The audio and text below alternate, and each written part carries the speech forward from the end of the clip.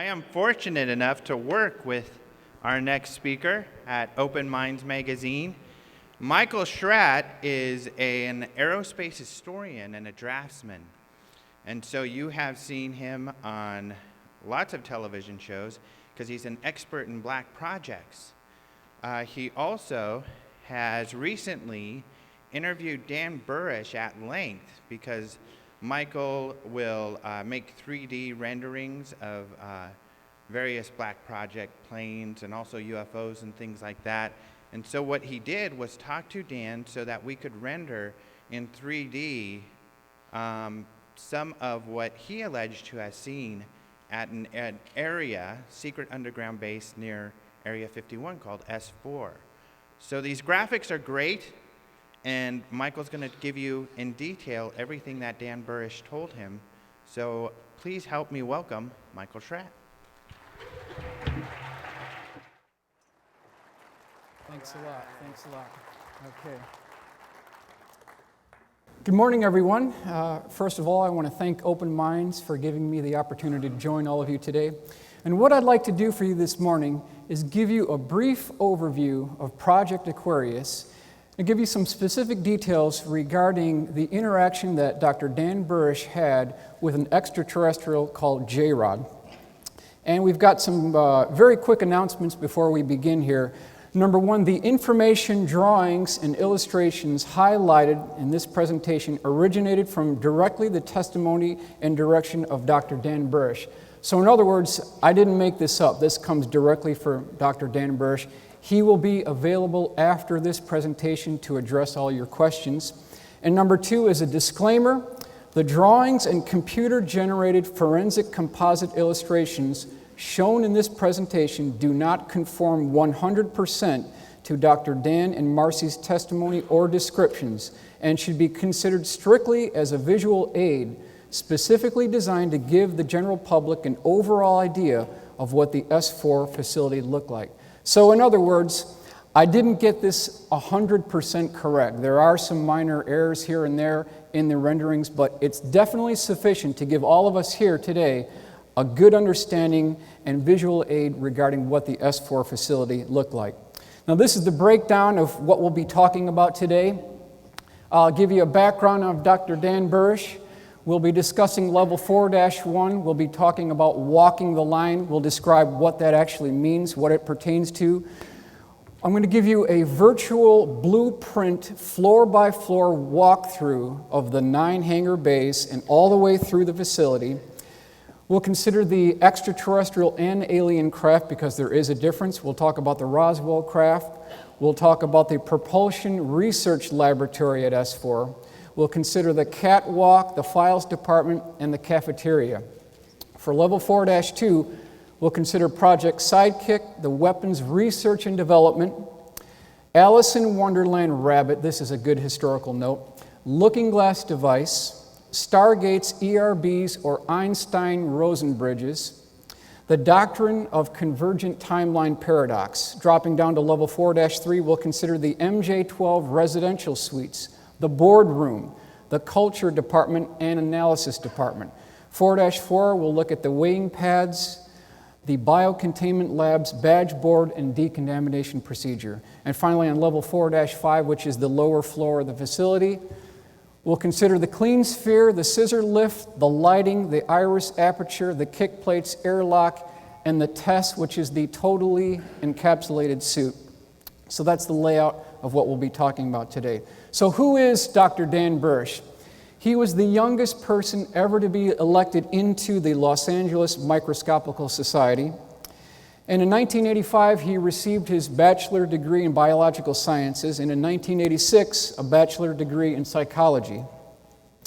In 1987, Dan explored the feasibility of becoming a priest here at St. Patrick's School of Theology. However, that didn't quite work out, so we actually had to bypass that. Now, in 1989, it was Dr. Edward Teller who arranged for Dan to take classes at the University of New York, Stony Brook, and he earned his PhD there. So I ask this question to all of you. Where have we seen this gentleman before, Dr. Edward Teller? Where have we seen him come up in the stories of these type craft and vehicles before. It was none other than Dr. Teller who arranged for, allegedly, Bob Lazar to get his interview at EG&G at McCarran International Airport, and that's how he got his job at S4. So we have secondary independent confirmation that Dr. Edward Teller was involved. In 1991, he was employed at Desert Storm as a biowarfare expert. Now, in 1994, he received his Q clearance at S4, and he began working on something called Project Aquarius, and I will draw your attention here to the aircraft sectional chart that anyone can get at any local airport. This is something that's readily available. And if you look up here on the right-hand corner, you've got R-4808N. Ladies and gentlemen, this is the most highly guarded airspace, Dreamland airspace in America. This is the borderline here. You'll notice Groom Lake is right up here, so we can see it does exist. Approximately 12 miles south of Groom Lake, there's something called Papoose Lake or Area S4. And it's important to note that if you ever try to break into this airspace within the 4808N airspace, Dreamland, three things immediately happen. Number one, ATC at Dreamland, Air Traffic Control, will not allow you clearance to enter into their airspace. Number two, they will immediately, if you do not egress the area, they will immediately scramble an F-16 who will perform a particular maneuver where they'll fly perpendicular to your flight path at about 100 feet away from your aircraft, and then when you fly into his jet wash, it will either depart from controlled flight or you might end up wrecking one of your wings or tearing one of your wings off. So that's the second thing. And the third and final thing is you'll receive a final warning to exit the area, and if nothing happens, they will lock on with a Sidewinder missile and they will neutralize the target. So the bottom line is don't try to break into Dreamland airspace. Okay, so at S4, again, he received his clearance, and he worked under the direction of the Naval Research Laboratory and the Defense Intelligence Agency. So these are the two outfits that are running the program at Area S4. The EG&G terminal, 737-200, how do you get to Area S4? Well, it's the EG&G terminal, which is the gateway to Area 51 and S4. As you're flying on this airliner here, just before the hairpin turn into the landing approach on Groom Lake runway, which is a 27,000-foot runway, it's the largest runway in the world, there's an ATC clearance called Pyramid. That is the clearance to land at Groom Lake. And what's interesting, a historical point from Dan Burisch indicated that on the trip on the 737-200 to Groom Lake, they played Neil Diamond's song, Coming to America, over and over and over again. So the question is, what is the encrypted symbolic message that they're playing on the airplane as you're going there? Well, under its original interpretation, that song talks about immigrants coming to America to make a better life for themselves. That makes a lot of sense. But under the direction of what happens at S4, it actually is talking about extraterrestrials coming to America and specifically coming to S4. That was confirmed by Dan Burisch as the correct interpretation. Now, when you land at Groom Lake, how do you get to S4? It's 12 miles away. There's three ways. You can take a blue-colored Air Force bus. That's number one. Number two, you take a U.S. Army Black Hawk helicopter. The third and final option is a Russian Mi-24 Hind-D helicopter gunship. So those are the three options that you take to get to S4. Now we're flying, we've just landed, we're at the helicopter landing pad. We're now going to enter the facility for a virtual walkthrough. And you'll notice that there are some very interesting lines here on the tarmac. We have two parallel red lines, okay? And then there are two parallel blue lines. This is called walking the line. And you are told, according to Dan Burisch, and this is a very oppressive society, it's not a user-friendly area. It's not something that is a nice place to be at because there's black guards with guns and it's an oppressive society.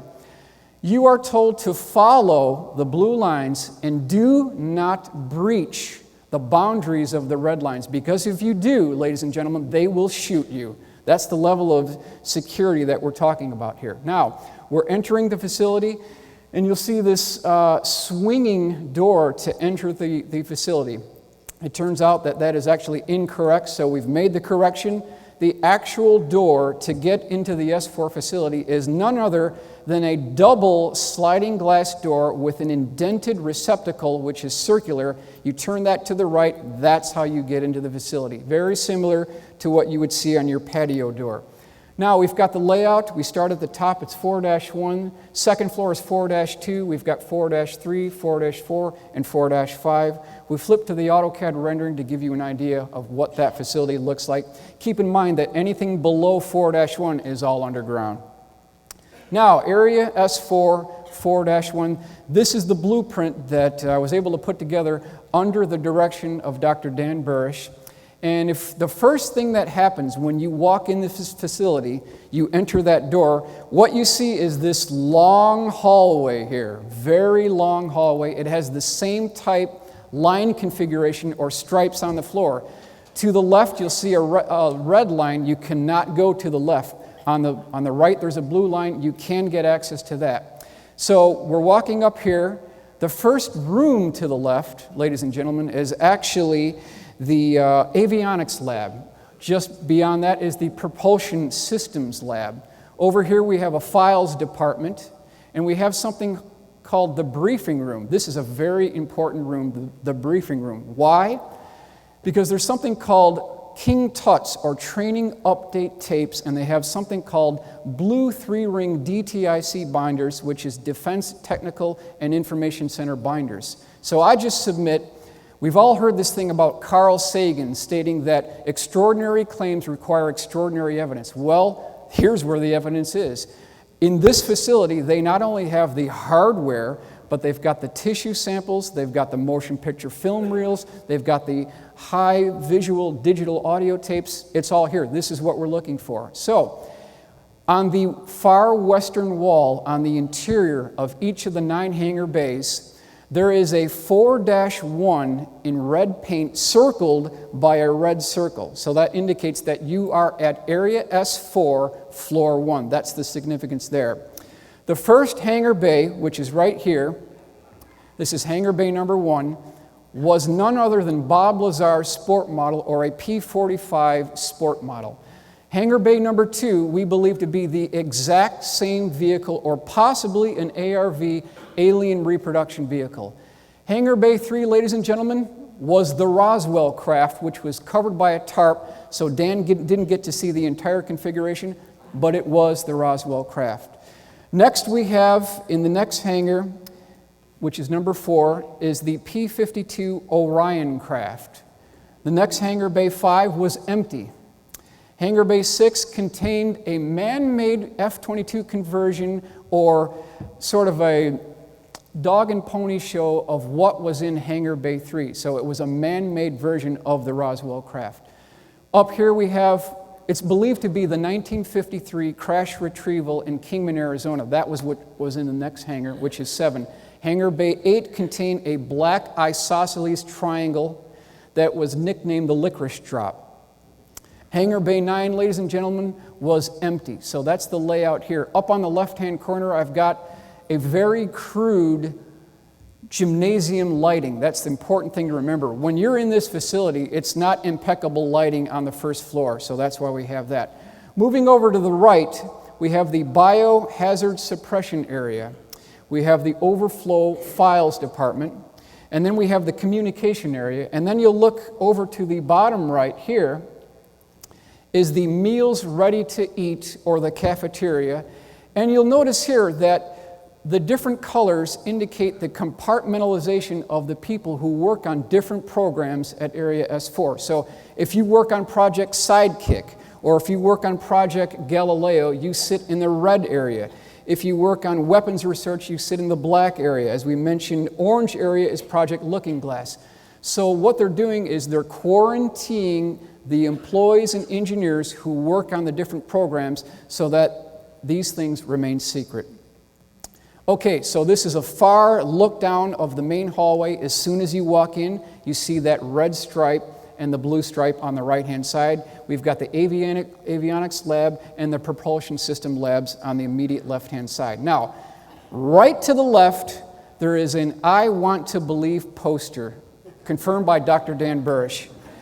Over to the right, there is a nurse there and a weighing pad. So all this talk about trying to smuggle things out of S4 so that we can prove all this is real, well, it's next to impossible. Why? Because they weigh you in the nude when you get there, and they weigh you in the nude when you get out. And if there's a discrepancy within ounces, it's over. So you've got to be very careful here. Now, 4-1, looking down through the catwalk to the left-hand side. This is the first hangar bay, is the 52-foot diameter Bob Lazar sport model. So we're looking down through the catwalk. Over here we have Hangar Bay 2, which again is believed to be the same craft or an alien reproduction vehicle. Hangar Bay 3 is the P24 Roswell craft. You'll notice the 4-1, we're at Area S4, Level 1. Now, this is interesting. I did not make this statement, but Dr. Dan Burisch and even the late geologist Dr. Phil Schneider indicated that the F-22 Raptor, the exterior configuration of the F-22 Raptor was originating from the original Roswell craft. That's a very bombshell statement to make, but if you take away the vertical stabilizers on the F-22 Raptor and then you remove the air intakes and then you do something what Dan Burisch told me, is if you drew a spline curve and connected all of the major points or intersecting areas on the Raptor, what you'd end up with, ladies and gentlemen, is the Roswell craft. So this comes directly from Dan Burisch. Is there any way to prove this? Well, take a look at the historical legacy on the origin point of stealth technology, and we'll start up here. There is a defining feature that goes through all these configurations. You've got the FB-22 up here. We've got a Russian stealth configuration here. Down here to the left, we've got a Northrop configuration. Just to the right of that, we've got the Testers Model Corporation, Rockford, Illinois, the F-19 configuration by Lockheed, and then we've got the configuration from the movie Stealth, which was released in 2005. All these configurations contain the same design model. In fact, they contain the same wing root to fuselage joint, which is completely integrated and smooth contoured, identical to the B-2 stealth bomber to reduce the radar cross signature. That is the defining design feature on these stealth technologies, the same thing you'll see in the Roswell craft. Hangar Bay 4 was a P-52 Orion craft. This is the original configuration. This is the cleaned up configuration on the bottom side by Dr. Dan Burisch. Hangar Bays 5 and Bays 9 were empty. And you'll notice, too, that there are these interesting tracks here, and these were used to pull the craft out of the hangar bays so that they could be test flown on the tarmac immediately from the entrance of the facility. Hangar Bay 6 was the man-made reproduction of the P-24 Roswell craft. That was in Hangar Bay 6. Hangar Bay 7, again, that Dan believed, but could be completely confirmed, that this was the 1953 Kingman UFO crash retrieval vehicle, was covered by a tarp. Hangar Bay 8 contained a black isosceles triangle. They called it the licorice drop, according to Dan Burisch. And I will mention that everything from Hangar Bay 1 to Hangar Bay 7 were all extraterrestrial vehicles. Hangar Bay 8 was the only alien vehicle, because there's a difference between extraterrestrials and aliens.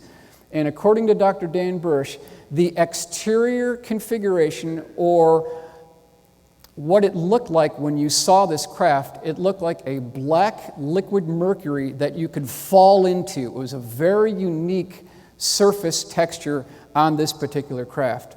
So, we've got Bob Lazar stating that S4 exists. That's what he said back in 1988, 1989. We've got Dr. Dan Burisch coming forward stating that S4 exists. We also have Bill Uhouse, who worked on the flight simulators at S4 and at Los Alamos National Lab. So we've got three independent people confirming the same thing. You'll see the cutaway AutoCAD drawing originating from Bill Uhouse, indicating that there was a flight simulator, a flying saucer flight simulator that was attached to a gimbal mount, and you could rotate this thing almost up to 90 degrees. There was a diagnostic cable attached to the vehicle when it was static, but when it was energized, the diagnostic cable gets released, and then you could quote-unquote fly the vehicle at that time. So, the P-45 craft was the sport model, measured 52 feet in diameter. It was 16 feet high. It had a smooth, polished aluminum exterior configuration. And then I want to take you inside here, show you some of the interior components. It had 3 different levels. We've got the lower bay, we've got the mid-deck, and the upper deck. So that's what we've got right there. Now let's zoom inside. We'll take a look at what it looks like inside. On the bottom section of the vehicle, there were 3 gravity amplifiers. Right above that, we have the mid-deck, which contained 3 gravity amplifier heads, 3 seats that all sat in the same direction, which were too small for human test pilots to fit into. Then we've got a gravity amplifier system here. We've got a antimatter reactor and a waveguide that goes all the way up through the mid-deck and what we believe to be the avionics or navigation department right here, and these are not windows. So that's the layout of the sport model according to Mr. Bob Lazar. Now, spend 15 seconds on the propulsion system of this vehicle. Element 115 is machined into triangles at Los Alamos, transported to S4. It is loaded into the antimatter reactor, and then the target substance is bombarded with protons. And when a proton plugs into the nucleus of an atom of element 115, it bumps its atomic number up to element 116, which immediately decays and releases antimatter. That is the power source for the vehicle in a near 100% thermoelectric generator. So that's a breakdown of the propulsion system. Project Aquarius terminology. Let's talk about some terminology here. Project Galileo. Project Aquarius is nothing more than an umbrella term for everything having to do with mankind's interaction with extraterrestrials. Below that, there are about 5 different programs. The first one is Project Galileo. It dealt with the propulsion system of extraterrestrial and future terrestrial vehicles. So that was the first one. Second one under Project Aquarius was Project Sidekick. Relates to a weapons program. No further information is available from Dan Burisch on that program. Project Looking Glass dealt with the physics of seeing the effects of an artificially produced gravity wave on time. The fourth project was a second-generation weapons program which originated with Project Sidekick, no program name provided. The fifth program dealt with a series of biological defense operations which Dan served in the capacity of senior scientist. So those are the programs that fell under Project Aquarius. So how did the J-Rod craft, or what was termed the Kingman 1953 UFO crash retrieval, how did it get to S4? Ladies and gentlemen, it got there by a 40-ton, what's called a dragon wagon tank hauler. That's how they got it there to the facility. Now, in 1953, according to Dr. Dan Burisch, there was a UFO crash retrieval at Kingman, Arizona. There were 3 bodies recovered. 1 died on impact. He was still contained to his biocontainment device. The other one went to Los Alamos, and the third and final one went to Area 51 S4. That's the J-Rod that Dan Burisch worked with. Now, in 1954, according to Dan Burisch, there was a meeting between President Dwight D. Eisenhower and representatives of the P-52 Orions, and a treaty was signed. A copy of that treaty was kept at Area S4 Level 4-1, and they also gave President Eisenhower something called the Orion Cube, which we'll talk about as well. What is the Orion Cube? It was also known as the Yellow Book. It has nothing to do with phone numbers, okay? What it is it's a 8 by 8 inch square cube, and it's a quantum viewing device that you could, once it's accessed, you could look at the probabilities of future events. There was protocols that had to be followed in order to activate this.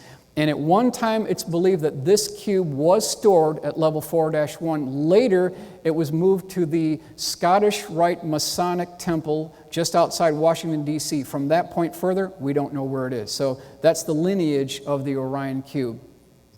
Now, interesting to note that there are 3 events that took place in 1947. Is there a coincidence? I don't think there is. We've got the Roswell crash on July 2nd, 1947. Then we've got the formation of the CIA in 1947 and the formation of the Independent Air Force also in 1947. 3 events happening at the same time.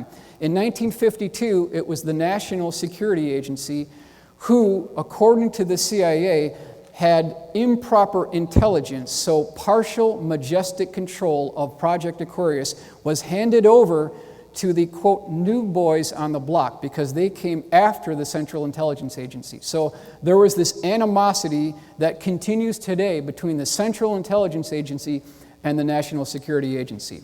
Now, moving down to 4-2, we've got the SolidWorks rendering and also the AutoCAD rendering of 4-2. Moving into the facility, the first thing you'll see when you look and walk into level 4-2 is a 3-foot-tall statue of an Alice in Wonderland rabbit. There's a symbolic message that they're giving you here. There's a primary looking glass device, and then on either side of that primary looking glass device, ladies and gentlemen, there are 2 secondary ERBs or Einstein-Rosen bridges. Up on the left, I've got a graphic of what we have termed the galactic positioning codes, because when you access a Stargate at the S4 facility, you don't need to have a galactic positioning code on your arm or flip book because all that data is inside the control room. But when you go outside S4, you do need to get this positioning code data so that you know where you're going. Here we've got the jump pads at 4-2. And then down here we've got the Project Sidekick storage facility. There's also one just below that. To the right, we've got weapons research and development. I've got a blown-up view of the looking glass device here. We're going to consider something called the doctrine of convergent timeline paradox. And then we're also going to consider how did the U.S. government get the technology to access naturally occurring stargates throughout the world. It has to do with the Sumerian cylinder seals that were recovered in Baghdad years ago. Now, this is a SolidWorks rendering of the looking glass device. You'll notice that there's this toroid or donut ring-shaped device. And inside this, we have multiple permanent electromagnets. And this is consistent with 6 electromagnetic fields that form above this device. There is a up and down actuating rotating cylinder. So it's a height adjustable rotating cylinder which is attached to a 3-axis gimbal system.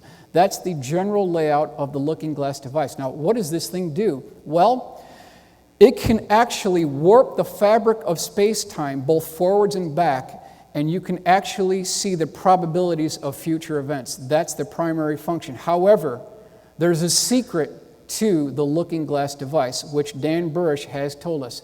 What you can do is you can flip this device up at 45-degree angle, and if you tune it to a slightly different frequency, it can be used as a stargate. So it actually has a dual purpose. You've got these spires or guide rings just above the looking glass device. These are used to guide the electromagnetic field over the looking glass device. It's something that you can hit with your hand. Now, per Dan's comments, there was a 3-foot-tall statue of an Alice in Wonderland rabbit. He had a maroon vest, he had golden fringes, and he had black buttons. He was holding a clock, and this is symbolic that you're going down the rabbit hole into a world that's beyond belief, and that's exactly what happens in the looking glass area. So it was a symbolic encrypted message. Now, when we talk about time travel and we talk about the doctrine of convergent timeline paradox, in my assessment, there is no better illustration of this concept than the movie Back to the Future 2. And they talk about this in that movie. So just to illustrate this, for example, On the bottom here, we've got something called the flow of time, representative of the bottom arrow or timeline 1. That's the timeline we're on. So we're moving down this timeline and everything is fine, everything is great, and then somebody decides to flip on one of these looking glass devices, and this is called the looking glass point of observation. That's right here. Now, we have someone that is looking into the future of probable events. At that point, at that exact point in time, we are no longer, ladies and gentlemen, on timeline 1, but we are now on timeline 2, and theoretically we have affected our future timeline 1. So that's how this works. Now, in this movie, a DeLorean is used to go from the year 1985 to the year 2015, and a character by the name of Biff Tannen, he eventually comes into possession of something called the Gray's Sports Almanac, 1950 to 2005. He picks this up from an 80s memorabilia store. He goes back to the year 1985, and it's a cakewalk. He knows all the results, all the sports scores, to the horse racing, to NFL, to hockey. He turns out to be a billionaire. It's just incredible. But in the process of doing that, he completely destroys himself, everyone he's with, and everything, all the surroundings. So you can see of the catastrophic consequences of looking into the future, it has a very serious consequence. And that's borne out by what we see here with the Mayan calendar. Some believe, ladies and gentlemen, that on December 21st of 2012, it's the end of the world. However, some take a more positive approach and indicate that this is a new dawning of an age of enlightenment. And this is, if we flip over to the prophecy rock by the Hopis here, they have a similar motif. They talk about the evolution of mankind's consciousness on this bottom straight line, and then something happens. An event takes place where we go off into chaos, and that's what you see with this squiggly line. So again, it's very destructive in some cases to try to predict future events. It can have catastrophic consequences. Here you see the rendering, 3D Max Studio rendering of the looking glass device. We've got the transport pads in this location. Everything that took place in this facility was recorded on digital videotape. So they have the evidence, there's no question about it. You can see the electromagnetic fields forming above the looking glass device. There was a stand clear yellow and black stripe that followed the circumference of the looking glass device. Now again, this is Dan Burisch's rendering. We talked about the looking glass configuration. It's the general configuration on the upper left-hand corner. And then on the upper right-hand corner, we've rotated the device 45 degrees from the horizontal, and now it's in the, quote, Stargate configuration. So that's what we see there. The flip book, this was something that engineers wore on their arms, and it was kind of a GPS code book, because you have to know where you are and where you're going when you operate or access one of these Stargates. Now, some of you may have seen the movie Stargate. The actual Stargate looks nothing like what you see in the movies. The only thing that is consistent is this metal catwalk that gets you into the actual Stargate. That's the only similarity in the entire operation. Level S4, Level 3, we're moving on to Level 3. This is the SolidWorks rendering. Below, we have the AutoCAD rendering. Now, there are at least 3 primary areas to 4-3. You'll notice that there are 3 distinct segments here. Each has 4 residential suites. Ladies and gentlemen, this is the Majestic 12 residential suites. That's where they stay when they get to S4. It consists of a very simple 1-bedroom apartment with a sunken living area. There's a tile walkway to enter the facility. There's a single TV. There's 1 single bathroom. So that's the S4 Majestic 12 residential suite. You'll also know that we've got the culture department, we've got the analysis department just to the right and below the culture department. Up here on the right, we've got the call-outs, the leader call-outs. We've got slider trays, we've got pressure incubators. And when I was going through this, it really dawned on me that there's a lot of attention to detail here, and it was my assessment that this was coming from a man who had practical application experience in working in this environment. I mean, it just seemed to me that you couldn't make this up. There was a lot of detail here. It really seemed that this was someone who could speak from experience that was actually working in the facility.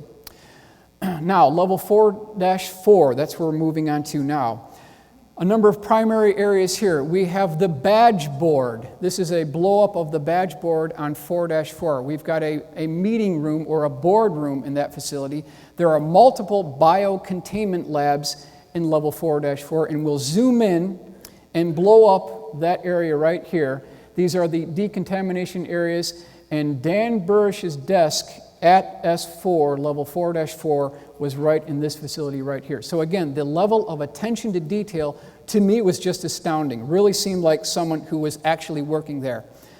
Now, some of you may have seen this before. This is Dan Burisch's security badge at S4. We've got MAJIC here, that's short for Majestic. That was the program that was operated under Truman in 1947. And then we've got these diagonally striped blue and darker blue running along the upper left-hand corner. This is the same configuration that Bob Lazar talked about as well. So again, we've got secondary independent confirmation that there was a security badge that actually looked like that. His badge number was H6196 MAJ. Level 4-5, very important floor. This is the clean sphere floor. And you'll notice that there is an iris. This iris can move out for the clean sphere floor. You've got these orange cables going across the clean sphere, and they are to suspend the, quote, beehive lights. There was a boardroom on the right side, one boardroom on the left side, and then we've got the actuation of the actual clean sphere floor. So what does this thing actually look like? Before you get into the clean sphere, there's multiple protocols that have to be followed. This is the entire layout of the protocols. The 4-5 gantry vehicle and overview of clean sphere entry protocol. So you've got the totally encapsulated suit that you have to contend with. You have to have a positive pressure environment in that suit. And the umbilical cords that take place at this stage are integrated into the clean sphere. Now, detail views. We've got the PINS device. What did Dan Burisch do when he got there? He worked with this PINS device, which is the pressure-induced needle system. He carried a briefcase with him when he got into the airlock, which gained access to the clean sphere. Down here I've got the representation of the 40-ton Dragon Wagon tank hauler. Shows you how they got the craft to the facility. And this is a rendering of the airlock here. This is a layout of what the 4-5 facility looks like. So picture in your mind's eye a large square building, somewhat similar to what we have here. And on all four corners, you'll have this fillet radius. So the corners aren't sharp, but they're blended really nicely. And then on the lower floor, you've got something called a scissor lift. It's the same type of scissor lift you see in manufacturing, in construction sites. And just above that, of course, we've got a hydraulically actuated scissor lift. There's a floor with a large circular cutout with something called the clean sphere. And the clean sphere, ladies and gentlemen, is not a complete sphere. It's like an orange cut in half, so it's strictly a half of a sphere. That's what we'll be considering here. Here you see the SolidWorks rendering of the clean sphere device, and then the scissor lift, almost identical to what you would see at your local airport with these concession trucks that bring this box up to the 747 cargo bay and then bring in the meals. That's the same type configuration that you would see at the bottom of 4-5. Here's the rendering of what the clean sphere actually looked like. It was 52 feet across. The plexiglass clear bubble was 2 inches thick. Think about the manufacturing that had to take place to get that there. Just an incredible level of engineering. Impeccable lighting was located on 4-5, which is different than level 4-1. There were 7 indented windows, or Majestic 12 observation gallery windows. They measured 2.5 feet wide, 4.5 feet tall. So there were 7 of those so that you could look down inside the clean sphere as you're taking tissue samples from the J-rod. That's what we see here. Now we've got something called the beehive lights. These beehive lights could actually move along trapeze cables. They could be lowered and raised through a telescopic device, and these were actually designed and built by J-Rods and the S4 engineers. Just an impeccable level of lighting on 4-5. Why is that needed? Because you don't want any shadows when you're taking tissue samples from an extraterrestrial. Here you can see the edge of the 4-5 floor, which is in the yellow and black stripe right here, and then also the edge of the clean sphere bubble right here. That's what we're indicating in this illustration. Now, there's something called kick plates that actually are manually operated, and they seal the gap between the clean sphere edge and the floor of 4-5, the opening. That's what they do. And according to Dan Burisch, these were done by hand manually, and when you slam these down, there's a big bang that takes place. So it's something that he really stressed. Here we see the scissor lift lifting the clean sphere up to the second floor of 4-5. And then you can see again the hydraulically actuated scissor lift. Now, we're talking about the TESS, or totally enclosed suit, similar to what you would see in the Gemini, Mercury, even the Apollo program of 1969. It's a positive pressure suit to keep out biocontaminants. That's actually its job. And when Dan Burisch was at 4-5 inside the clean sphere, he was taking upwards of 300 tissue samples from the J-Rod because he suffered from a genetic neuropathy defect, and the overall program was to find a cure for that genetic defect. And one way they did that is to use this pressure-induced needle system that Dr. Dan Burisch personally told me was very small. He called it a Saturday night special. And it had a pneumatically actuated hose off the aft end of the pins device. There was a small cartridge that was loaded right inside the shaft here, and you could take the tissue samples that was sent up to the analysis department. So that's how they did that. He also carried a briefing case with him with multiple needles and cartridges that went inside the clean sphere as well. Now again, remember, they weigh you in the nude when you get in, then when you drop down to 4-5, they weigh you in the nude again. So there's just no way you're going to sneak anything out of 4-5. This is a very well done pencil sketch by Mark McCandlish, who is again the world's premier aerospace illustrator, showing Dan Burisch being suited up in the test suit and then entering the airlock or decontamination chamber for entry into the clean sphere. Now, what in the world does J-Rod mean? I mean, we've heard this before. In its simplest terms, J-Rod means 15, because J on the computer keyboard is the 10th letter in the English language.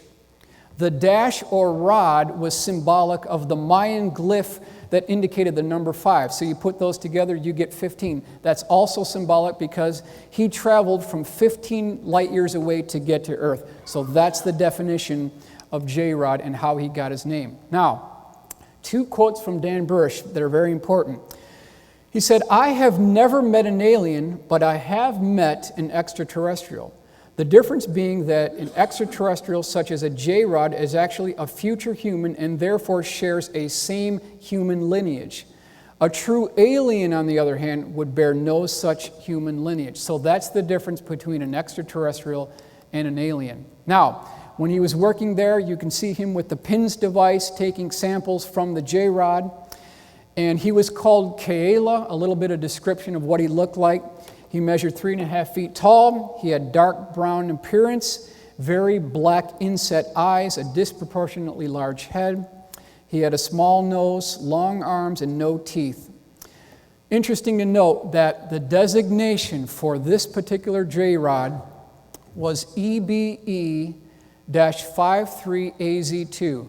That stands for Extraterrestrial Biological Entity, 1953 UFO Crash Retrieval, Kingman, Arizona, number 2. Because remember, the first one died on impact, the other one went to a Y-11 facility at Los Alamos.